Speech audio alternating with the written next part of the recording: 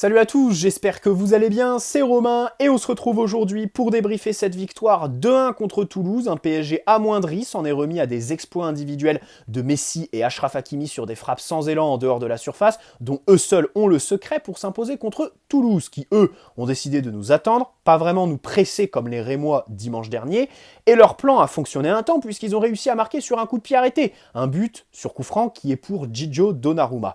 La prestation collective de l'équipe, au vu des absences évidemment, il ne fallait pas en attendre grand-chose au niveau de la prise de profondeur, de l'occupation de la surface et de l'animation offensive, mais je trouve que, même si on n'a rien eu de tout ça, collectivement, la prestation n'est pas si catastrophique. Je dirais pas qu'elle est très mauvaise ce soir d'un point de vue collectif. Bien sûr, individuellement, là par contre, on sera tous d'accord pour dire qu'il y a certaines performances qui sont tout bonnement honteuses, cataclysmiques, à commencer par Ekitike, Carlos Soler pour changer, et Vitinha aussi, qui était moins bon que ces derniers temps, et encore, hein, il ne nous avait pas habitués à des prestations de haute volée sur nos derniers matchs, hein, Vitinha.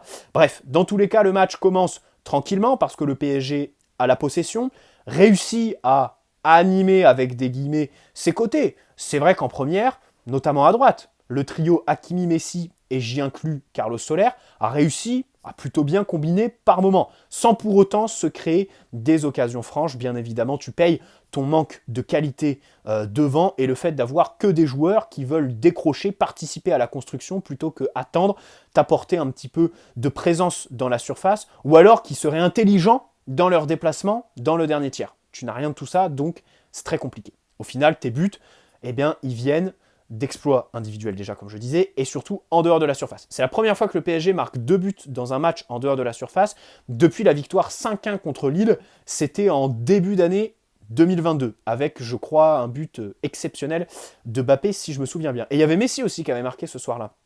C'était avec le maillot rose et blanc. Bref, dans tous les cas, le fait de jeu de cette première mi-temps, c'est la sortie de Renato. On va y revenir. Il était dans le 11, ce qui est logique, à son poste de sentinelle, avec Soler à droite, Ruiz à gauche et Vitinha en numéro 10, Messi et Ekitike devant, et puis la charnière qui sera potentiellement titulaire contre le Bayern, enfin la défense plutôt, titulaire contre le Bayern dans 15 jours normalement, et selon moi, c'est elle qui doit être là, Nuno, Danilo, Marquinhos, Hakimi. Renato se pète. Alors il pleure, ça fait pitié bien évidemment. De l'autre côté, on peut en vouloir à nos assassins de dirigeants, parce que là, c'est clairement du terrorisme de lui avoir donné 50 contrats. Je suis désolé, on l'a signé jusqu'en 2027 pour un contrat à 12 millions d'euros. Il n'y a rien de logique. Voilà. 12 millions d'euros que tu vas amortir sur 5 ans. Un joueur dont Luis Campos et Galtier, plus que personne, connaissaient les fragilités physiques. Ils l'ont eu à Lille. Ils le connaissent. Ils savaient que lui donner 50 contrats, c'était rien d'autre que du terrorisme, une volonté de tuer le club, plus que de l'incompétence. On n'est même plus dans l'incompétence à ce niveau-là. Bon, pour ce qui est du joueur, évidemment, c'est regrettable, parce que le voir pleurer, c'est triste. De l'autre côté, je me dis que là, il pleure parce qu'il a tellement été blessé qu'il se diagnostique tout seul aujourd'hui, en fait. Il sort du terrain, il sait très bien que là, il va encore en avoir pour un mois avant de revenir. Et à chaque fois, comme il ne faut pas le griller, quand il revient, tu le fais jouer à coup de 20 minutes, demi-heure, tu le fais jouer sentinelle parce que tu n'as pas envie de le mettre un petit peu plus haut, ce qui l'exposerait à des contacts, des prises de risques qui du coup mettraient en péril ses muscles, son organisme. Bref, c'est cataclysmique, c'est cataclysmique. On ne peut pas en vouloir aux joueurs, et franchement, je suis dégoûté de le voir sortir ce soir, parce que si la dynamique était là, il aurait été titulaire contre le Bayern, il nous aurait fait du bien évidemment, parce qu'il a des qualités ce joueur. Et puis j'en veux avant tout à notre direction, c'est nul 50 contrats comme ça cet été. Bref, mais ça on fait que de le répéter. On va voir ce que Luis Campos va nous dire demain à Téléfoot à 11h45, parce que là il n'aura pas Antero Henrique pour rejeter la faute sur quelqu'un d'autre que lui. Bref, dans tous les cas, c'est Bichabou qui rentre à la place de Renato.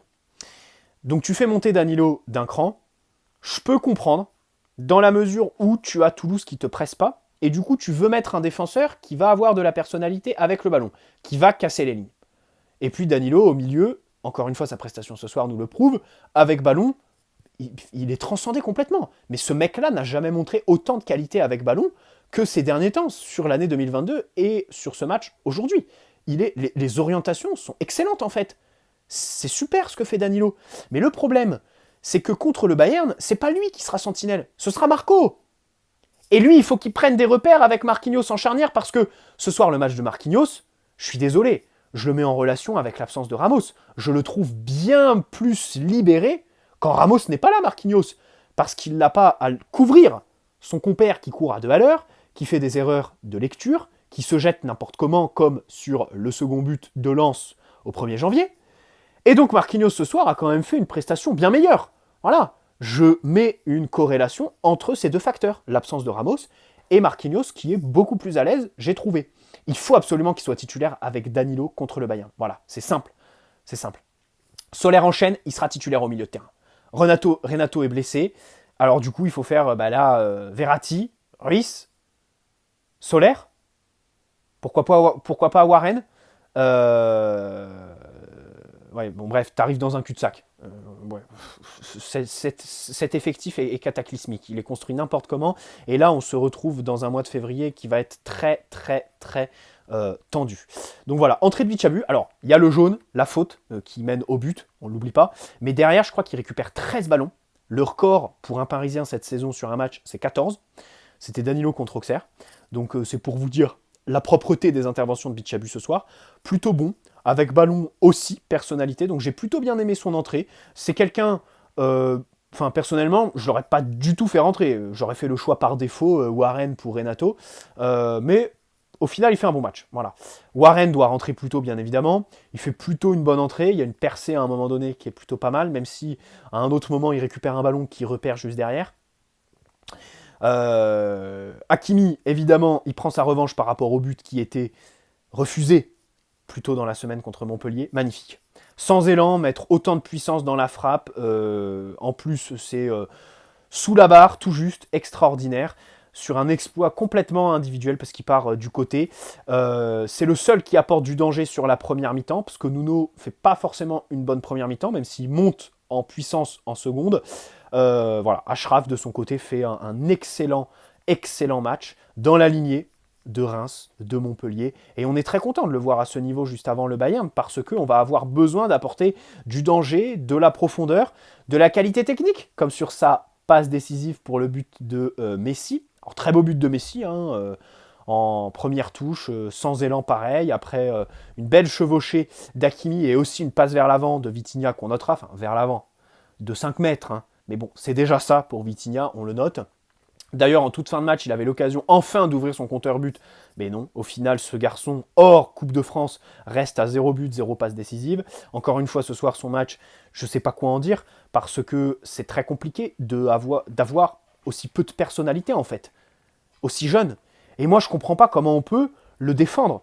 Comment on peut critiquer les gens qui sont un petit peu intransigeants, exigeants, avec Vitinha, qui est jeune, qui a une marge de progression et qui doit être beaucoup plus violent envers lui. Voilà. Parce que c'est clairement insuffisant. Et contre le Bayern, il va falloir proposer tout autre chose, en fait. Fabian Ruiz, il a fait une bonne première mi-temps, je trouvais. Il était plutôt haut. Dans la lignée de sa seconde contre Montpellier, en réalité, il a réussi à toucher des ballons dans la surface, ce qui est un miracle au vu du 11 qui était aligné ce soir. Mais par contre, en seconde, il s'éteint complètement. C'est dommage. Mais c'est une de ses caractéristiques. À chaque fois, quand il fait des gros matchs, c'est toujours coupé. C'est pour ça que contre le Bayern, s'il est titulaire, je pense qu'il ne faudra pas hésiter, dès qu'il y a une baisse de régime, à le sortir, même si c'est à la 55e ou à l'heure de jeu. Je sais que c'est quelque chose de pas commun chez Galtier de faire du coaching aussitôt, mais il va falloir le faire avec Fabian, parce qu'en général, quand il retombe en intensité dans un match, il ne retrouve pas son meilleur niveau. Voilà. Carlos Soler, bon... certains diront qu'il a fait un plutôt bon match ce soir. Je ne ferai pas partie de ces gens-là parce que clairement, avec ballon, tu dois proposer beaucoup plus. C'est simple. Enfin, c'est très très difficile de se contenter que de ça. Pour quelqu'un qui a coûté 18 millions pour 1 an de contrat, qui est là pour 5 ans, c'est compliqué. C'est compliqué. Aujourd'hui, les mecs qui ont les contrats les plus lointains au PSG, c'est Neymar, Renato et Carlos Soler. Bah, je crois qu'il y a les autres recrues aussi, Fabian et Vitinha. Donc bon, c'est pour vous dire l'état de cette équipe. Marquinhos va prolonger avec une giga revalorisation salariale, qui est amplement méritée, au vu de son année 2022, on va pas se mentir. Bref, Bref. Dans tous les cas, passons à Messi, qui, avant son but, fait pas un gros match, même si en première mi-temps, il réussit 5 dribbles sur 5. C'est plutôt pas mal parce que son record était à 10 sur un match cette saison, et sa moyenne est de 3,2. Donc c'était plutôt pas mal. En seconde, il a perdu quelques ballons, notamment pile après le retour des vestiaires. Mais bah voilà, il y a ce but, hein, c'est ce qu'on attend de Léo, tout simplement, nous sauver. S'il met pas son but, je sais pas qui marque, hein, parce que derrière, en plus, c'est lui qui a l'occasion franche de la toute fin de match avec son poteau, là, à la dernière seconde. Énième poteau pour lui, bref, c'est un truc de fou. Hein. De toute façon, les buts en France sont tout bonnement plus petits qu'en Espagne. Voilà, parce que c'est incroyable de toucher autant les montants que Messi depuis qu'il a signé. Et Ekitike, ah bah j'allais l'oublier, match encore une fois honteux, qui me confirme dans ce que je disais hier dans ma vidéo, ce garçon ne peut pas être titulaire contre le Bayern, c'est pas possible. Il a fait une prestation honteuse contre une Régionale 1 il y a 15 jours, je rappelle qu'il ne s'est pas créé une seule occasion contre Cassel, c'est 0. Et ce soir c'est pareil, techniquement, tu sais pas ce qu'il fait là, il n'a pas le niveau en fait, il n'a pas le niveau technique. À la limite, tu vois, quand les joueurs sont pas bons, mais qu'ils ont un bagage technique, il y a un semblant de connexion avec ses partenaires. C'est pour ça que, par exemple, Rafinha, on a cru pendant 3 mois que c'était un bon joueur. Au final, la réalité nous a rattrapés. Mais si on a cru ça, si certains l'ont surcoté, c'est parce qu'il avait un certain bagage technique. Lui, attends, il décroche. En fait, le pire, vous allez me dire, tu t'acharnes sur lui. En fait, j'ai rien contre Ekitike. Le problème, et qui m'énerve, et je pense que Galtier, vu comment il gueule Hugo toutes les minutes, à chaque fois qu'il touche le ballon, vous écoutez Galtier crier Hugo. Voilà. En fait, ce qui m'énerve, c'est qu'à chaque fois quand il n'a pas le ballon, il fait des gestes d'humeur.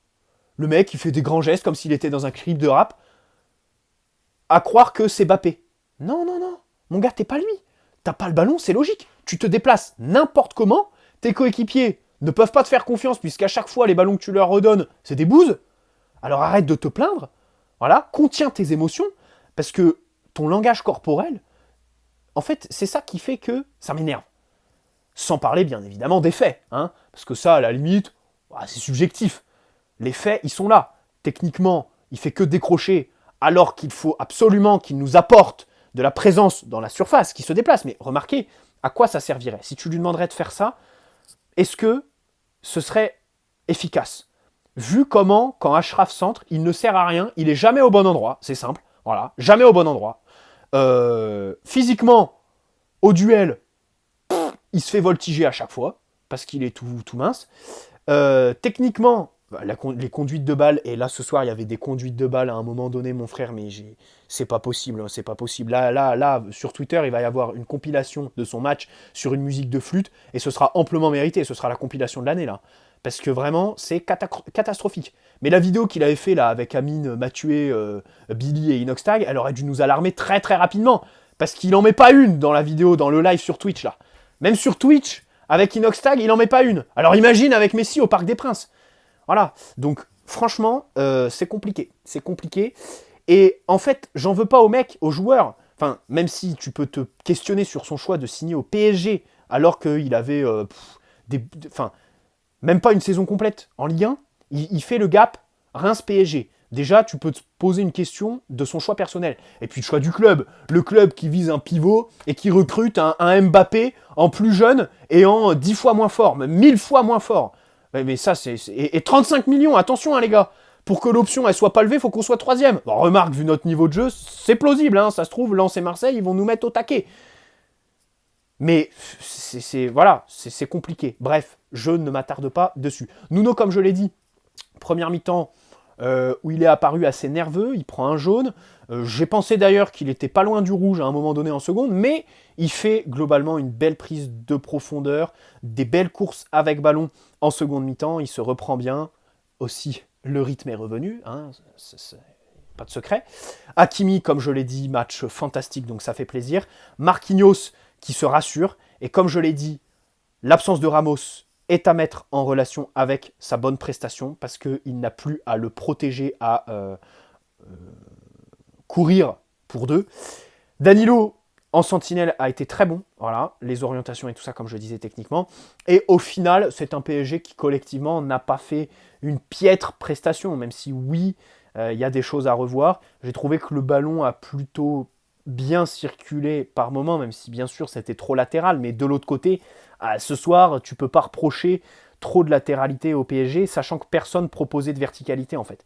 Donc voilà, c'est compliqué. Bref, bah, je pense qu'on va se retrouver demain, hein, parce que Luis Campos va parler, et je sais pas trop ce qu'il va dire, mais je pense que ça va déjà être une dinguerie, et qu'il va y avoir des choses à redire, bien évidemment, sur cette interview. Bappé revient vite, Marco sera là mercredi contre Marseille, ça va faire plaisir. J'espère que Neymar aussi, voilà, et puis qu'on ne prendra pas le bouillon, hein, bien évidemment. Je ne sais pas si Marseille va faire tourner, parce que c'est vrai qu'en Ligue 1, ils ont une cadence à tenir, ils sont passés devant Lens au classement, on va voir ce que ça va donner ce week-end, mais s'ils veulent être notre dauphin, peut-être vont-ils faire un petit peu tourner mercredi soir contre nous. Et puis ensuite, samedi prochain, on enchaînera sur Monaco. Monaco qui sont d'ailleurs très bien remontés au classement. Bref, dans tous les cas, la bande à Kimmich dans 10 jours, pas grand chose de rassurant bien évidemment. Hein.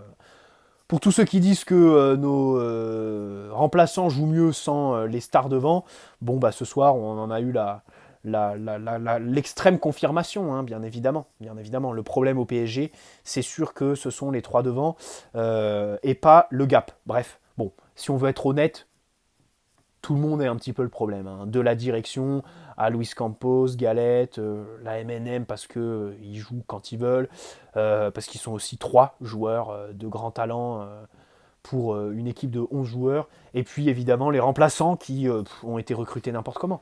Voilà, en matière de profil, en matière de niveau, de je sais pas quoi. Et Solaire en première mi-temps, ça frappe là sur le gardien. Ça frappe sans calcium. Je suis désolé, mais ça c'est nul. C'est nul. Bref, j'espère que cette vidéo vous aura plu. Bonne soirée à la Team Notif, bon week-end à ceux qui regarderont cette vidéo plus tard. Merci Ashraf, nous t'aimons quand tu es à ton meilleur niveau. Tu prouves tout simplement l'investissement qui était quand même de 60 millions, 70 si on veut être un petit peu démago. Et puis on espère que tu vas garder ce niveau pendant les 10 prochains jours. J'ai pas compris pourquoi Galtier le fait pas sortir. Parce que tu joues quand même l'OM mercredi. Écoute, voilà, à partir du moment où Messi met son but, je l'aurais fait sortir pour Pembele, qui n'a pas été mauvais quand il a joué. Voilà. Je pense que ça peut être une alternative à Hakimi. Et puis on espère que pour Renato, c'est pas trop grave. Hein. Voilà. Bref, bonne soirée. Ciao les amis. Prenez soin de vous avant tout.